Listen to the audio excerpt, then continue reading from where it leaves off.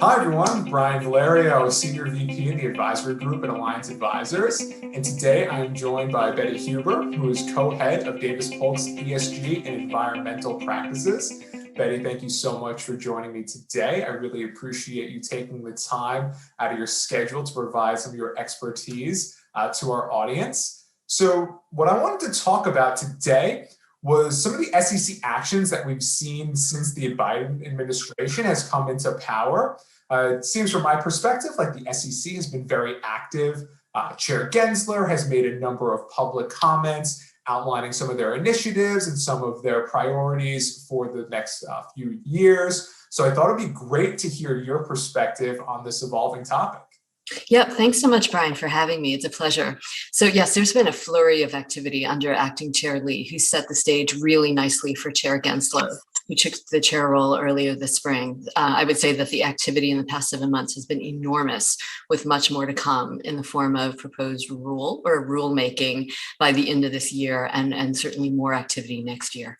I think, a couple of key things that stand out in my mind, creating a new senior policy advisor role for climate and ESG. I think every issuer client that we share and others noticed the creation of a climate and ESG task force within the SEC's Division of Enforcement, whose purpose is to identify ESG related misconduct. And also the Division of Exams at the SEC, announced their 2021 exam priorities, and that included climate change and kind of looking at investor advisors, ESG products and services.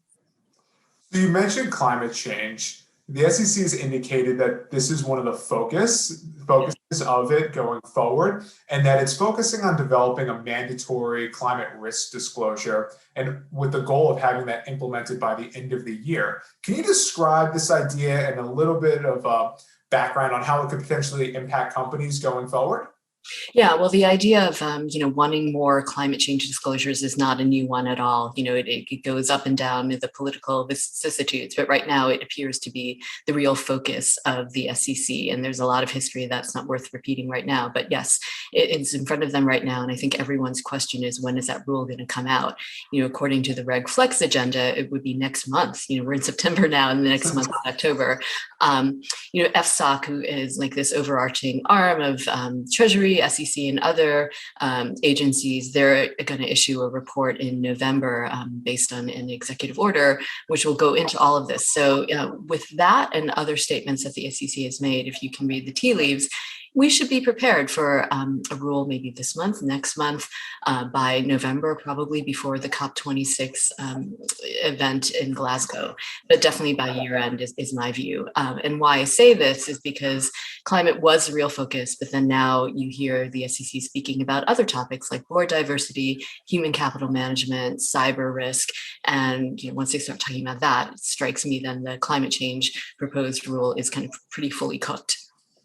So let's transition a bit to talk about human capital management. This is another topic that the SEC has signaled is a focus area of theirs.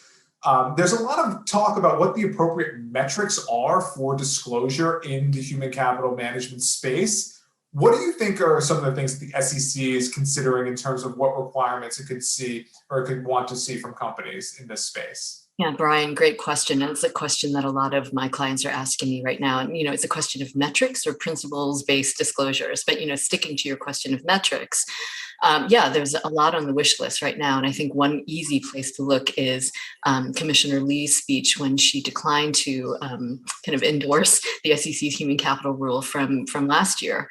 So in terms of metrics, if you could call the EEO1 report a metric, and it certainly is, that's certainly on the table. Turnover rates, voluntary and involuntary, would be an interesting one that investors have asked for a lot in engagement. It's referenced in the speech. The differentiation between part-time and contingent workers, it's definitely a metric that could be on the table. And also maybe diversity, equity, and inclusion metrics, or at least the disclosure of that. Those seem to be kind of the key hot topics in human capital. As you mentioned, those are a lot of the topics that come up during the engagement calls. There's a lot of focus on like retention and promotion of different types of employees and different groups of employees. That seems to be a focus of a lot of institutional investors. So it would make sense that that would be the type of approach that the SEC would then want to see kind of mandated across the board to different issuers, regardless of what type of pressures they are receiving from their specific institutional investors. Yeah, exactly. There shouldn't be daylight, right? Rulemaking should reflect, the demands of the stakeholders, and in this case, the SEC protects investors. So you're exactly right, Brian. So we talked a little bit about cybersecurity and board diversity. You mentioned that a bit. What, if any, rules could you see focusing on these developing areas? Yeah, that's interesting. So board diversity is on the Reg Plus agenda also. Query what the SEC might do, whether they can kind of put a pin on it now that they approve the NASDAQ rule. Of course, NASDAQ only applies to NASDAQ listed companies. So, if it were me, I would wait and see how that rule goes and the kind of the ensuing litigation on it. But certainly if that rule goes well, why should it not apply across the board as opposed to just NASDAQ listed companies? And in terms of cyber, that's a much more interesting, a harder topic to answer for you, Brian. But I'll give it my best shot.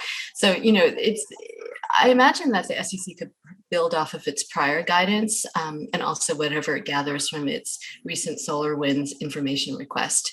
There could be potential rulemaking. There's a recent speech by Chair Gensler where he talks about cyber governance and cyber hygiene and incident reporting. So those might be things that companies, it might show up in a proposed rule. It's interesting to kind of hear the focus on cybersecurity because it seemed to be such a hot topic a couple of years ago. And then with the advent of the pandemic and the outset of the pandemic coming on, it seemed to maybe fall a little bit by the wayside. So it's interesting to see that is now getting ramped up again. Maybe it never really left. It was just that people were a bit distracted by some of the other more pressing issues that were facing public companies over the past couple of years. Yeah, I think what's coming clear in our short conversation together, Brian, with climate, human capital coming again, what's old is new again, I think. Yeah. Exactly. So thank you so much for your time. I really appreciate it. There's some great takeaways from me that I can pass along to some of my clients. Definitely want to keep an eye out for the pending changes or the pending rules that we might see coming out, specifically around climate change, because it seems like that might be the first domino to fall. And then we have some additional ones coming either later this year or potentially next year. So thank you so much for your time. Of course, it was great spending time with you today, Brian. Take care. Bye.